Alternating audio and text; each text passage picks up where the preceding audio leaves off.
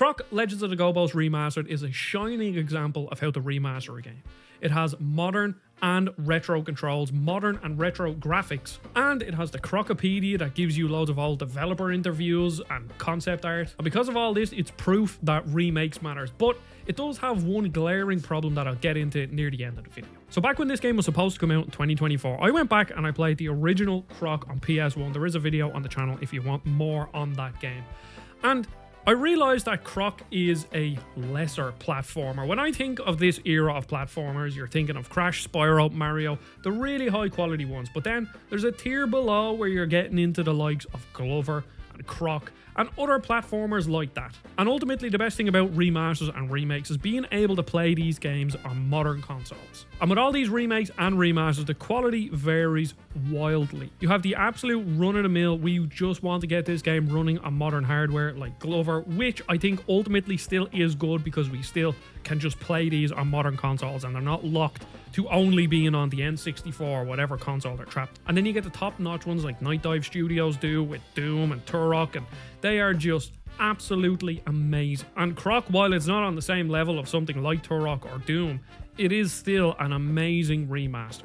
The game looks brilliant, it runs really smoothly, and the new 3D analog controls make this game way more playable. Because back when I played the original, I realized it had tank controls, and a 3D platformer with tank controls doesn't sound very good. Now, in the starting levels of Croc on the PS1, the tank controls are fine because your jumps don't have to be as precise. There's not really that much timing involved. You can take your time. So the slow-paced movement, I think, works pretty well in the early levels. But as I went on, it got more frustrating because jumps became more precise. Timing was more of an element that I had to take into factor when I was playing it. And especially with the timing thing, when you have to do things quickly in the original Croc, it can get kind of annoying, a bit frustrating, and sometimes you die and it doesn't exactly feel like it's your fault, it's more the game's problem. And basically every single one of them issues are alleviated because of the modern 3D analog controls. Running around as Croc now actually feels great. And one thing that I kept in the back of my head when I was playing this is that recently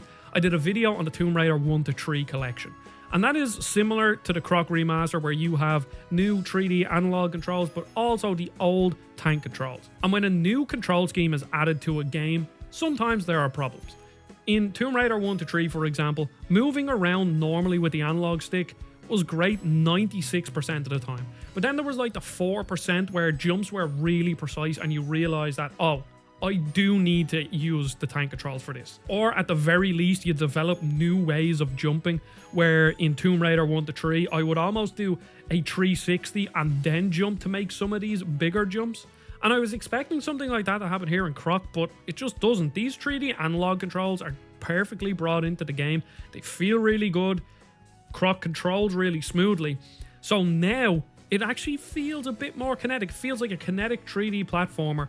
And it also means that the game is way shorter. Now, Croc only has 4 worlds and then an extra bonus world, so it is a short game, and most of these old 3D platformers are short. That's just what you expect. But because you're moving so fast and everything's so fluid, I think I beat this game in like 3 hours or something. And I was doing nearly 100% completion. I think I have maybe 5 Gobbos to get outside of the extra additional special world. Now, I didn't end up beating the original because I just kind of got a bit annoyed at how the controls felt. So now I managed to beat the game, and I did find the majority of the gems and the majority of the Gobbos. So I did understand the game better, but it did start to reveal a couple of cracks. So as I already touched on, this game itself is definitely lesser quality than a lot of the other PS1 N64 platformers of the time. Certainly not an awful game, but I don't think it's great. And now because I beat it, a lot of the things started to become quite repetitive. World 1 to 3 in Croc, they feel very similar to me. Obviously, 1 is like the grasslands and the caves, and then the second one is the ice, and then the third one's the sand. But all of them sort of meld into one. And yes, there's a couple of things that they add in that maybe make the levels feel slightly distinct, but the first 3 worlds kind of feel very similar. And then in the 4th world, it was this castle world, and they started to bring in interesting things. Like at one point you have to move blocks around to create a platform to get to a button on top of a really tall platform. And then some of the bonus objectives are like, there's enemies walking across a bridge of blocks, so you have to break a block to kill them because you can't kill them. And to progress to the next room, you have to kill all the enemies. And I could start to see that they're bringing in new ideas, like enemies that zoom across platforms, so you have to like run across them really quickly. But then unfortunately the game does end, and with doing all these bonus stages, I started to realize that a lot of the bonus stages feel the exact same. The one you do the most is the ghost race, and considering I only played this for like 3.5 hours, I think there's 5 or 6 bonus stages that are the exact same thing. Yes, they're maybe slightly different with the challenge that you do, and maybe this time there's like a shortcut, but ultimately you're just racing this ghost that has crazy rubber banding. And one thing that is an issue with this remaster is that the load times are so good that sometimes when you load into an optional stage, you will continue to hold forward and you'll just walk off the platform and die, and that happened to me quite a bit. As a package, Croc Legends of the Gobbos Remastered is in a bit of a limbo state where the remaster job is actually probably better than the original game was, because while I don't think the modern graphics look great, they just sort of look like they smudge things, kind of almost clay-like. The fact that they give you the modern and retro graphics and you can swap between them on the fly is amazing.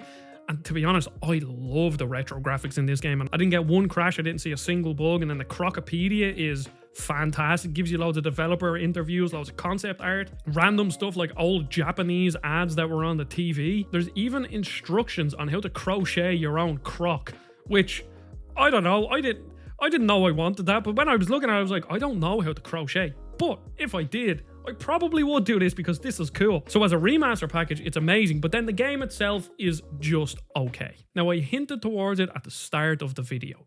The biggest issue with this remaster, aside from the game just being okay, is that Croc Legends of the Gobbos Remastered does not have a platinum trophy on PS5 or PS4, and I don't understand why. If there's any Argonaut developers watching this video, firstly, thank you for making this game. I had a fun time. But secondly, is there a reason for this? Could you explain why you didn't add a platinum to it? Because from my understanding, adding a platinum trophy is just a little option in the back end menu. And the confusing thing about the trophy list of Croc Legends of the Gobbos is that it is a full trophy list. It's not like it's one of those games that only has 10 trophies. It has a full trophy list. So to my understanding, and I could be wrong, I've never seen the PlayStation back end. To my understanding, it is literally an option that you click, you make the art, you add a title name, and then there you go, the platinum is there. Because if there is a genre that created 100% completionists, it's 2D and 3D platformers, specifically 3D collectathon platformers. They are the 100% machines. And another wrinkle to add to it is that this is a retro game where people used to complete games way more than they do today.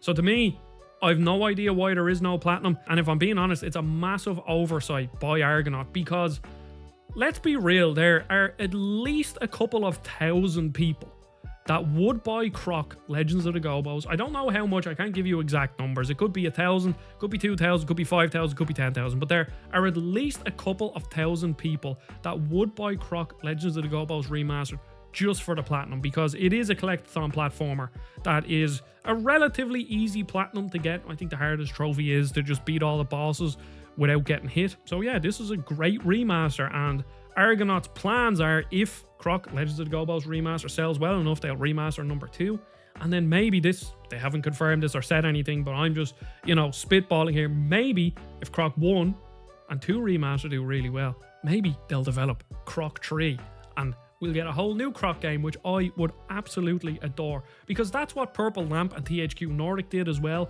where they remade Battle for Bikini Bottom. That sold really well, and then all of a sudden we see Cosmic Shake coming out, and apparently that sold pretty well, and now they're making another SpongeBob, a brand new SpongeBob 3D platformer.